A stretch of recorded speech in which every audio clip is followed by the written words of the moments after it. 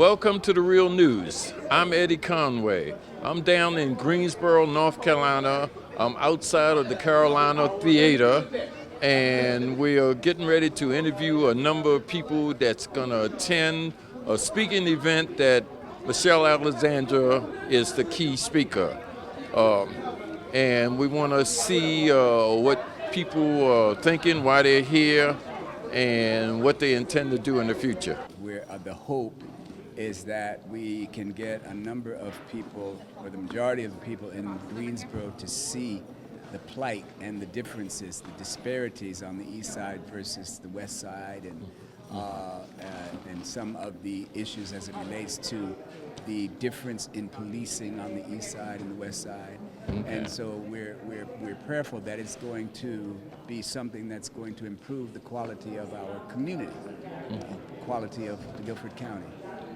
Okay, all right. And so in the future, are you looking maybe to engage in city council elections or something that will kind of like give you the power as the community to make changes? Well, one of the things that's going to subsequently occur after this meeting tonight is that we're going to go into some district meetings, which the city council has already agreed to. And so we'll be setting up meetings for the five different districts in the county, in the city. The reason why I'm here is trying to figure out, how we can translate, policing the environment, getting rid of this, abusive abusive power, trying to get rid of this in the community, how we can combat it within Greensboro and then transform it and take it, nationwide. Okay. And you think the program here with Michelle Alexandra will help y'all toward that end? That's the hopes. If it doesn't, it's a stepping stone. You got to take that first step. Okay. So I'm real anxious to see what's going to happen tonight. Okay. And I'm taking advantage of the fact that you're young. What do you think about the Black Lives Matter movement? I'll give them props for what they do. They're putting, giving a name for what's going on to us. When someone thinks that something bad happened to black people, they say, okay, where does Black Lives Matter thing? So it's a stepping stone. I give them props for what they're doing. I don't agree with everything, but it's definitely, a first step. Someone's got to take the first step, and it's done. Since you're going to be the future, you and your generation will be the future, what do you think of maybe gaining control in the city council and having some of those seats will support what you're doing, maybe even pass laws on a local level, that is? Yeah, it's definitely important, get seats, and more importantly to have the grassroots support behind it, because, we have everyone saying, getting in office, I'm going to do this, I'm going to do that, and if they don't have the grassroots support, if they want to pass a bill or something, there's nothing you can do. Yes. If you don't have the support of your constituents, you don't have the knowledge base, you're just going to be running around in circles. Michelle Alexandra, why do you want to come and work here and see her? Well, I actually took this class, and my professor, they had us read an article. Name of the article, it was titled, Why Hillary Clinton Doesn't Deserve the Black Vote. And so after reading that, I already knew she wrote the book, The New Jim Crow, but after reading that book, I realized there was some truth that, I wasn't getting, that I wasn't receiving. And so I came here to get more answers from her. So that's why. Okay. And why did you volunteer? Well, I volunteered The New Jim Crow. It just spoke a lot of truth. And earlier today, just here, I met a young older man. And he was like, always be studying. And I can tell, through her research, she studied a lot about our community. She's actually a psychology major and an African-American history major. So, that's what we really need. And I feel like her book that really documents that our race is in self-destruct, and that the fact that the legal system is not helping is just, they not caring about us and we not caring about each other. So it's really, I just want to keep studying. Legal discrimination, basically what they're doing. Like she said, they're trying to say that, racial caste is over, but I just think, they're redesigning it with structural racism, and like she talks about in the book, the mass incarceration of men and how that prevents them from doing things like getting aid for an education, denying, employment rights, like that affects our community. So I'm here so I can see what I can do to help, excuse me, and that's why I'm here with the Beloved Community Center. Okay, well, obviously we can see your name is Bill Davis. That's right. Okay, and why are you here? I work in the public defender's office. Okay. So when we talk about policing in our communities, it's something that I see every day with every client that comes into my office. I'm also a candidate for judge. So when it comes to the integrity of our court system and making sure that everybody's treated fairly, that's the top of my priorities. Okay. So you're familiar with Michelle Alexander's work? To some degree I am, and to some degree I'm here to learn more about it. It's a kind of a combination of both. Oh, okay. Okay. All right. So if you get elected, you're going to probably work on being a little more fair, give Absolutely. some justice to the people that's been denied justice for so long? Absolutely. That's a top priority for me, is to make sure that everybody's treated equally and fairly in our court system.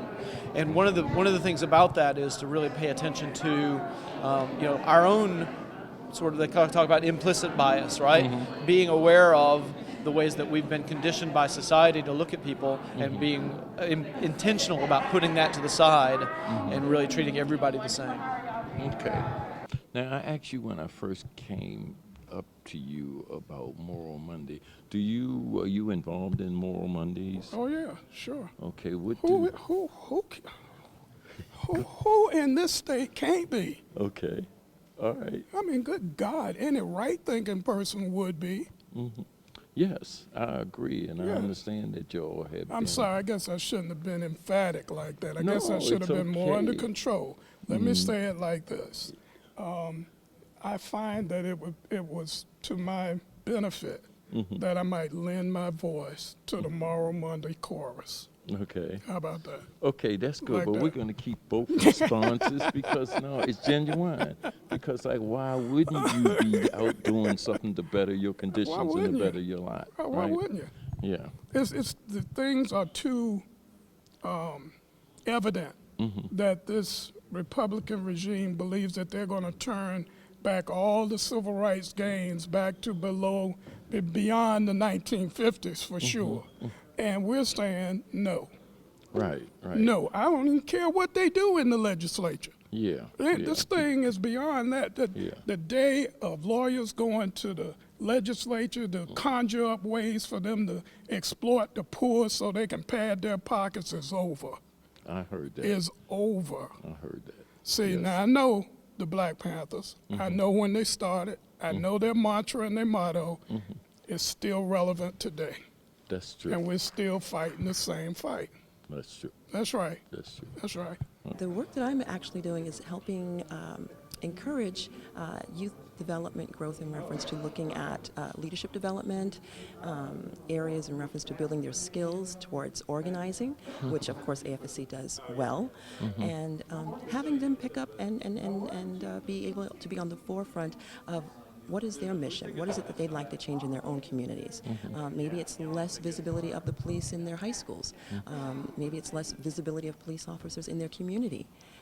Asking the young folks to really stand up and take ownership. This is their city as well. You know? Okay. Okay. All right. And like one final question. Sure.